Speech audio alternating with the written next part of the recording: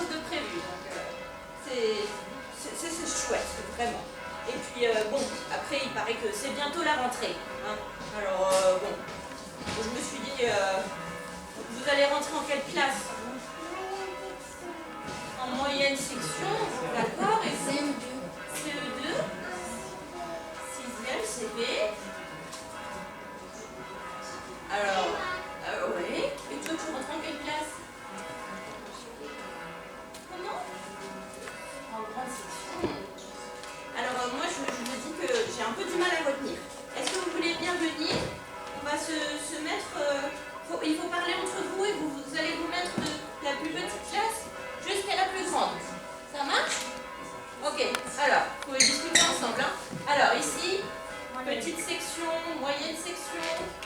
C'est bien par là? Mademoiselle Cathy va bien préparer son sac pour la rentrée de demain. Voilà.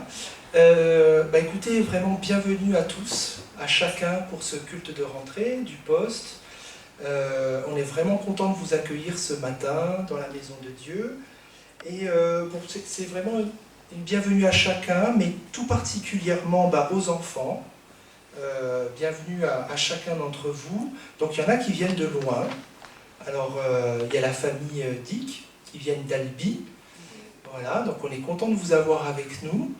Il y a la famille de Mélanie, donc avec les enfants qui sont là aussi. Donc voilà, donc bienvenue à chacun. Et ce culte, il s'adresse donc pour la rentrée scolaire, mais en fait c'est la rentrée un peu de tout le monde, hein, c'est notre rentrée à chacun. Voilà, donc encore bienvenue à chacun, et puis que ce culte puisse vous entraîner dans cette nouvelle année scolaire, qu'il puisse vous fortifier, et qu'il puisse nous mettre ensemble, faire qu'on soit communauté ce matin.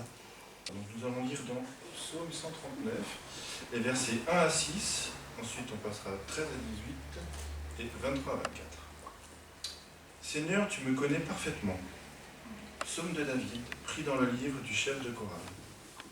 Seigneur, tu regardes jusqu'au fond de mon cœur et tu me connais. Tu sais quand je m'assois et quand je me lève, longtemps à l'avance, tu sais ce que je pense. Tu sais quand je marche et quand je me couche et tu connais toutes mes actions. Je n'ai pas encore ouvert la bouche, tu sais déjà tout ce que je vais dire. Tu es derrière moi, tu es aussi devant moi, tu poses ta main sur moi. Tu me connais parfaitement. Pour moi, c'est trop beau. Cela dépasse tout ce que je peux comprendre. Verset 13. C'est toi qui as créé ma conscience. C'est toi qui m'as tissé dans le ventre de ma mère. Seigneur, je te dis merci parce que tu m'as créé. Oui, mon corps est étonnant et très beau. Ce que tu fais est magnifique, je le reconnais. Quand tu me formais dans le secret, quand tu me brodais dans la profondeur de la terre, tu voyais tout. Rien n'était caché pour toi. J'étais à peine formé, tu me voyais déjà. Déjà, tu avais écrit dans ton livre le nombre de jours que tu allais me donner, et pourtant, aucun n'avait encore commencé. Ô Dieu, tes pensées sont vraiment difficiles, elles sont si nombreuses. Comment les compter? Elles sont plus nombreuses que les grains de sable. Même si je les comptais toutes, je n'arriverai pas à te comprendre. Verset 23. Ô Dieu, regarde au fond de mon cœur et connais-moi. Examine mes pensées et vois mes soucis. Regarde si je suis sur un chemin dangereux et conduis-moi sur ton chemin, ce chemin qui est sûr pour toujours. Voilà. Que le Seigneur bénisse sa parole. Alors ce matin, j'aimerais vous partager un verset que j'aime beaucoup. Alors, je vais le lire dans... Je ne vais pas lire plusieurs versions, mais j'ai ajouté pour certains mots des versions différentes. Alors, donc c'est le verset 28 à 30 du chapitre 11 de l'évangile de Matthieu qui dit ceci. « Venez à moi, vous tous qui êtes fatigués et courbés sous un fardeau, et je vous donnerai du repos.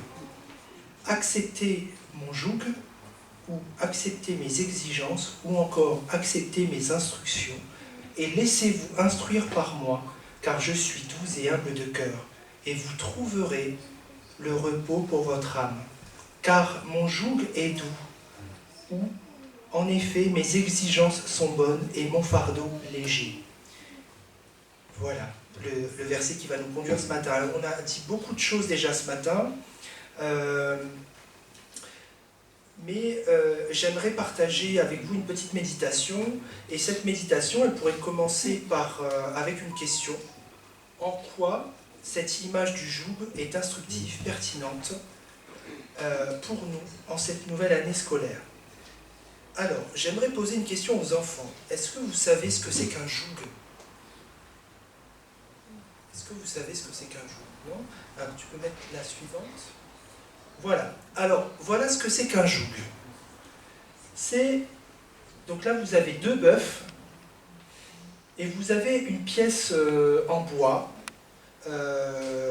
Une pièce en bois qui peut être assez lourde, entre 40 et 100 kg, et c'est pour atteler les animaux, plus particulièrement soit les bovins ou les chevaux. D'accord? Et donc mettre un joug à ces animaux, c'est pour exploiter leur force de traction. Voilà, pour labourer, retourner la terre, faire des sillons de paille, de foin ou d'herbe. Voilà. Et cette pratique de mettre un joug sur les animaux comme ça, j'ai pu lire que ça existe depuis donc entre 3500 ans et 3000 ans avant Jésus-Christ. Donc ça fait très longtemps. Et c'est un travail qui est très dur pour les animaux. Tracter, ça les épuise, et souvent cela se passe quand il fait beau, donc en plein soleil. Pour les animaux, c'est vraiment épuisant. Et donc, les enfants, j'aimerais vous poser une question. Est-ce qu'à priori, à première vue, est-ce que c'est reposant une activité comme celle-là pour les animaux? Non, hein, c'est pas très reposant pour les bêtes. Alors, comment est-ce qu'on peut comprendre cette parole de Jésus? Alors, merci.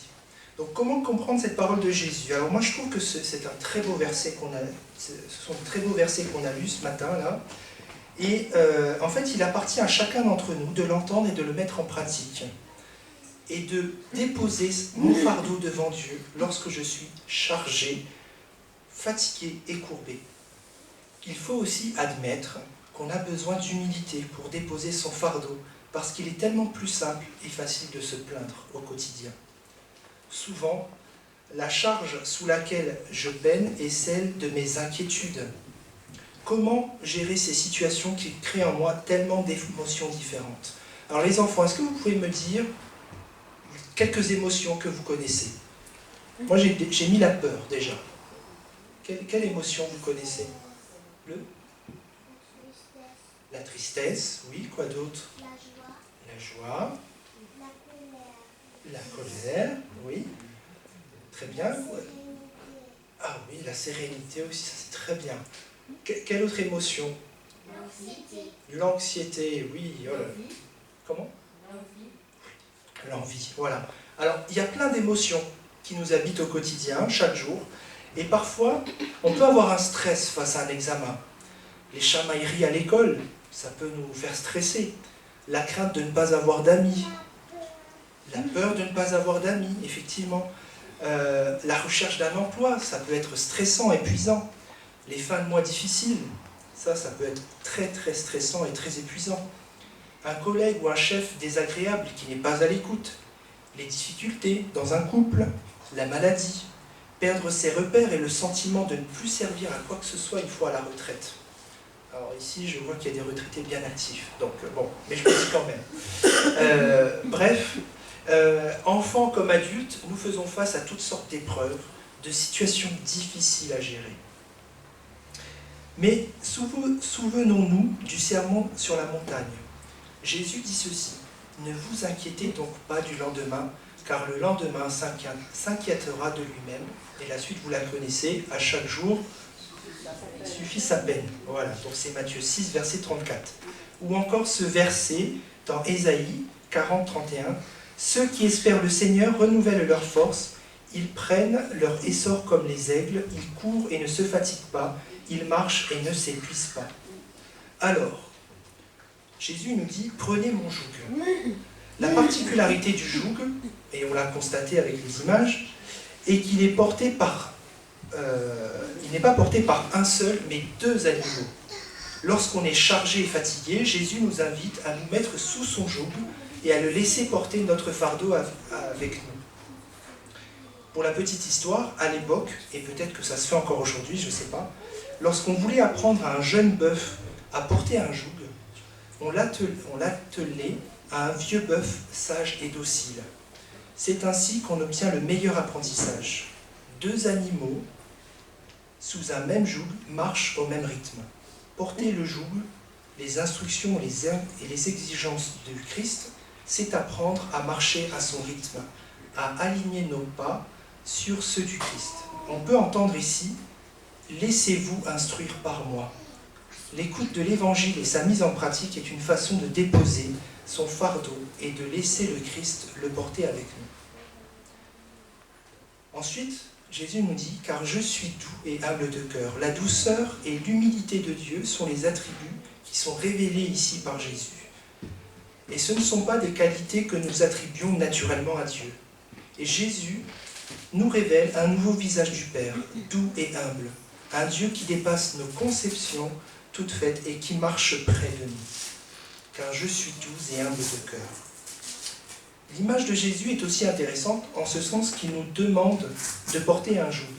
Il ne parle pas de porter une veste ou encore un simple bâton ou un paréo comme Cathy avait tout à l'heure sur soi. Ce n'est pas une image de confort, de luxueux.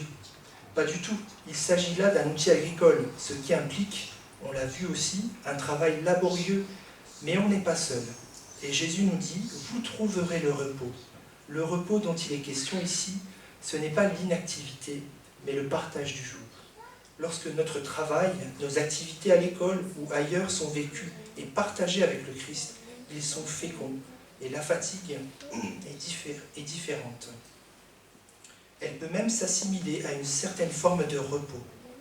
Et donc on peut dire aussi que la foi chrétienne n'est pas une absence de joug, mais un bon joug, une charge légère. Alors pour terminer, je voudrais dire que ces versets sont donc une invitation, un appel adressé à chacun de nous. Jésus nous appelle à lui faire confiance. Jésus nous appelle à entrer dans cette nouvelle année en toute légèreté. Il nous appelle à nous mettre en marche avec lui et il nous aidera à porter tout ce qui nous pèse et à traverser les épreuves. Amen.